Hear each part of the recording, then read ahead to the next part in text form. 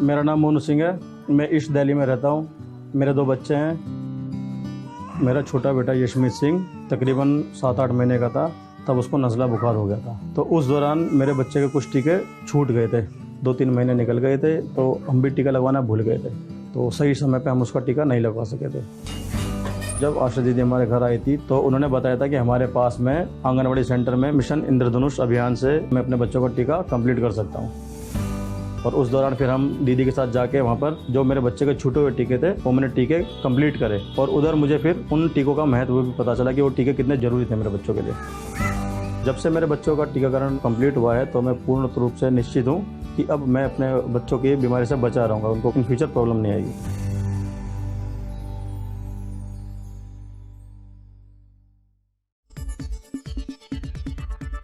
आपली माणसं, आपला देश, पाहत रहा जनादेश। स्मशानभूमी विकासाचा फसवा आराखडा रद्द करा। वागळे स्मशानभूमीप्रमाणे कोपरी ठाणेकरवाडी स्मशानभूमीचा विकास व्हावा याकरिता ठाणे महानगरपालिका प्रशासनाने 2 मजली सभागृह इमारतीचा समावेश असलेल्या विकासाचा फसवा आराखडा ताबडतोब रद्द करावा व नवा सुसज्ज विस्तारित स्मशानभूमीचा आराखडा तयार करावा ह्या कोपरीकरांच्या प्रमुख मागण्यांसाठी कोपरी स्मशानभूमी हितचिंतक नागरिक संघ यांच्या वतीने जनजागर रॅलीचे आयोजन करण्यात आले होते। यावेळी मुख्यमंत्री एकनाथ शिंदे यांना साथ घालत त्यांनी या स्मशानभूमीला आवाहन केले होते। कोपरीवासियांनी सांगितल्याप्रमाणे आराखडा न केल्यास उग्र आंदोलन छेडण्यात येईल असा इशारा आयोजकांनी दिला। यावेळी 500हून अधिक नागरिक सहभागी झाले होते। सिद्धिविनायक नगर येथून सुरू झालेली ही पदयात्रा कामगार कल्याण केंद्र, आनंदनगर, 12 बंगला सर्कल, सिद्धार्थ नगर, मारुती मंदिर, साईनाथ नगर, नारायण कोळी चौक, अष्टविनायक चौक, काशीआई मंदिर, राधाकृष्ण मंदिर, भाजी मार्केट नाका, पारशीवाडी, हनुमान मंदिर, ठाणेकरवाडी नाका, शिवाजी महाराज स्मारक, कन्हैया नगर येथे समाप्त झाली। ब्युरो रिपोर्ट, जनादेश। आपली माणसं, आपला देश, पाहत रहा जनादेश। कळवा पोलीस स्टेशनची उल्लेखनीय कामगिरी। तांत्रिक माहितीच्या आधारे कळवा पोलीस ठाण्यातील प्रॉपर्टी मिसिंग मधील मोबाईल फोनची उकल करण्यास कळवा पोलिसांना यश प्राप्त झाले आहे। कळवा पोलीस ठाणे परिसरात सन 2022 व 2023 या वर्षात विविध कंपनीचे मोबाईल फोन हरविले असून त्याबाबत कळवा पोलीस ठाण्यात प्रॉपर्टी मिसिंगची नोंदी करण्यात आलेल्या आहेत। सदर प्रॉपर्टी मिसिंगच्या अनुषंगाने वरिष्ठ पोलीस निरीक्षक कन्हैया थोरात, पोलीस निरीक्षक गुन्हे जितेंद्र कुवर यांनी गुन्हे प्रकटीकरण पथकाचे पोलीस उपनिरीक्षक किरण बगडाने व स्टाफ यांना सदर प्रॉपर्टी मिसिंगचे प्रकरण उघडकीस आणण्याबाबत मार्गदर्शन करून सूचना दिलेल्या होत्या। त्या अनुषंगाने दाखल प्रॉपर्टी मिसिंग मधील फोन मोबाईल बाबतची सविस्तर माहिती CEIR या ॲपमध्ये भरून त्यानुसार माहिती विविध तांत्रिक पद्धतीने बारकाईने विश्लेषण करून हरविलेल्या मोबाईल फोनचे पल्ल्यासंदर्भात अत्यंत कौशल्यपणे माहिती प्राप्त करून सदर पत्त्याबाबतची शहानिशा करून पत्त्यावर समक्ष जाऊन संबंधित मोबाईल धारकांकडून एकूण 55 विविध कंपन्यांचे मोबाईल फोनचा शोध घेऊन गुन्हे प्रकटीकरण पथकाचे अधिकारी पोलीस उपनिरीक्षक किरण बगडाने, पोलीस उपनिरीक्षक विजय गोहे, पोलीस अंमलदार /4411 नामदेव कोळी, पोलीस अंमलदार 8066 प्रशांत लवटे, पोलीस अंमलदार 200 स्वप्नील खपाले व स्टाफ यांनी ताब्यात घेऊन वरील प्रमाणे प्रॉपर्टी मिसिंग मधील 4,56,850 रुपये किमतीचे मोबाईल फोन हस्तगत करून उल्लेखनीय कामगिरी केलेली आहे। सदरची कामगिरी अपर पोलीस आयुक्त महेश पाटील, पश्चिम प्रादेशिक विभाग ठाणे, पोलीस उपायुक्त परिमंडळ 1 गणेश गावडे, ठाणे सहाय्यक पोलीस आयुक्त विलास शिंदे, कळवा विभाग यांच्या मार्गदर्शनाखाली व त्यांनी दिलेल्या सूचनांप्रमाणे करण्यात आलेली आहे। सदर उल्लेखनीय कामगिरीच्या अनुषंगाने वरिष्ठ पोलीस निरीक्षक कन्हैया थोरात, कळवा पोलीस स्टेशन यांनी पोलीस निरीक्षक गुन्हे जितेंद्र कुवर, पोलीस उपनिरीक्षक किरण बगदाने, पोलीस उपनिरीक्षक विजय गोने, पोलीस अंमलदार /4411 नामदेव कोळी, पोलीस अंमलदार 8066 प्रशांत लावटे, पोलीस अंमलदार /200 स्वप्नील खपाले यांना दिलेल्या सूचना व मार्गदर्शनाप्रमाणे CEIR या ॲपच्या मदतीने व विविध तांत्रिक पद्धतीने व बारकाईने विश्लेषण करून सदरची उल्लेखनीय कामगिरी केली आहे. ब्युरो रिपोर्ट, जनादेश. आपली माणसं, आपला देश. पाहत रहा जनादेश. सर्व नागरिकांना आवाहन करण्यात येत आहे की सध्या डासांमार्फत पसरणाऱ्या डेंग्यू या आजाराचा प्रसार रोखण्यासाठी प्रत्येकाने पुढील प्रमाणे कार्यवाही करावी. डेंग्यू आजार एडिस इजिप्ती हा डास चावल्याने होतो. या डासांची पैदास साचलेल्या किंवा साचवलेल्या स्वच्छ पाण्यामध्ये होते. 8 दिवसांपेक्षा जास्त दिवस पाणी उघडे व साचून राहिल्यास त्यात डास अंडी घालतात. अंड्यांच्या अळ्या तयार होऊन पुढे डास तयार होतात.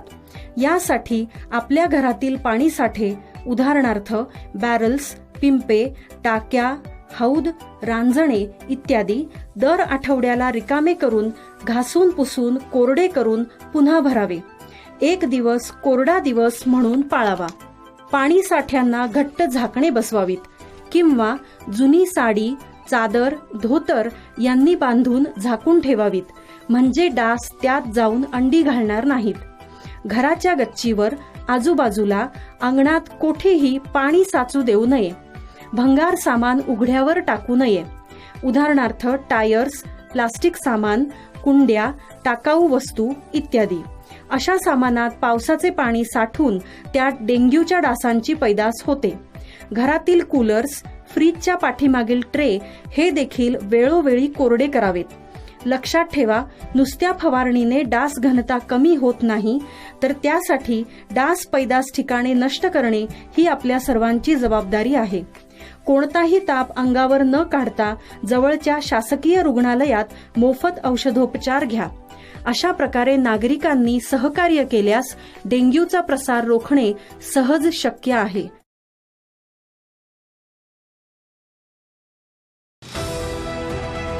TJSB सौर शक्ती कर्ज, गो ग्रीन, करा वीज बिलावर बचत. आकर्षक व्याजदर, 84 महिने परतफेड कालावधी, 80% लोन, व्यावसायिक आणि उद्योजकांकरता सुद्धा.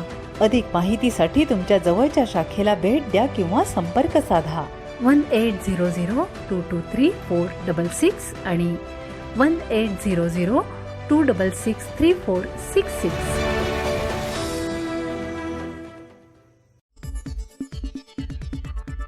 आपली माणसं, आपला देश. पाहत रहा जनादेश.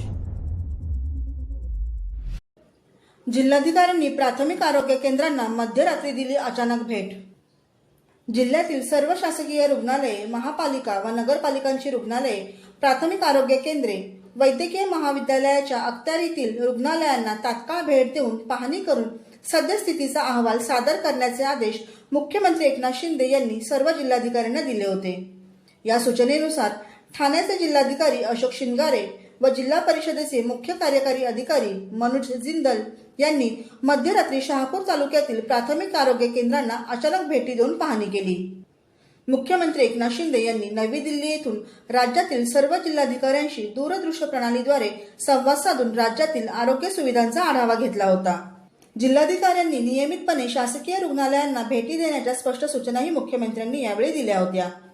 या बैठकीनंतर जिल्हाधिकारी शिंगारे यांनी मुख्य कार्यकारी अधिकारी जिंदल व जिल्हा आरोग्य अधिकारी डॉक्टर गंगाधर परगे यांच्यासोबत शहापूर तालुक्यातील डोळखाम प्राथमिक आरोग्य केंद्रास मध्यरात्री 12:30 वाजता अचानक भेट दिली. यावेळी प्राथमिक आरोग्य केंद्रात वैद्यकीय अधिकारी डॉक्टर पटेल यांच्यासह नर्स व इतर आरोग्य कर्मचारी उपस्थित होते.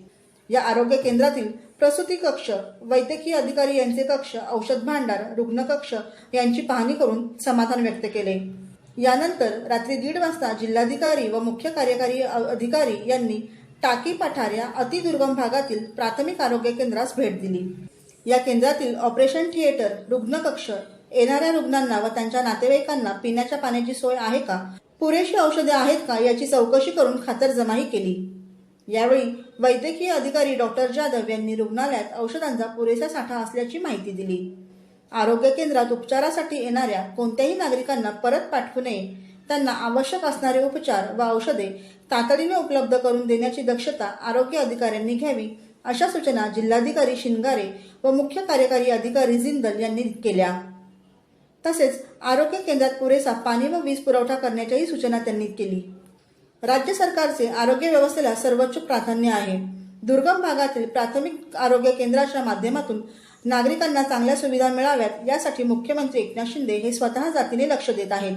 त्यामुळे प्राथमिक आरोग्य केंद्रातील वैद्यकीय अधिकारी यांनी सतर्क राहून रुग्णांची सेवा करावी।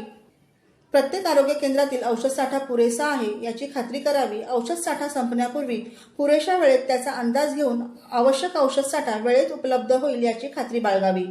औषध साठ्याची माहिती ई-सुश्रुत किंवा ई-औषधी या पोर्टलवर वेळोवेळी अपलोड करावी। आरोग्य सेवेचा लाभ घेण्यासाठी येणाऱ्या रुग्णांसह त्यांच्या नातेवाईकांचीही आस्थेने चौकशी करून दाखल रुग्णावर तातडीने आवश्यक व योग्य औषधोपचार करावेत। रुग्णांच्या नातेवाईकांसाठी पिण्याच्या पाण्याची व्यवस्था करावी। त्याचबरोबर रुग्णालय व रुग्णालयाचा संपूर्ण परिसर स्वच्छ ठेवावा, असेही जिल्हाधिकारी शिंगारे यांनी यावेळी सांगितले। ब्युरो रिपोर्ट, जनादेश।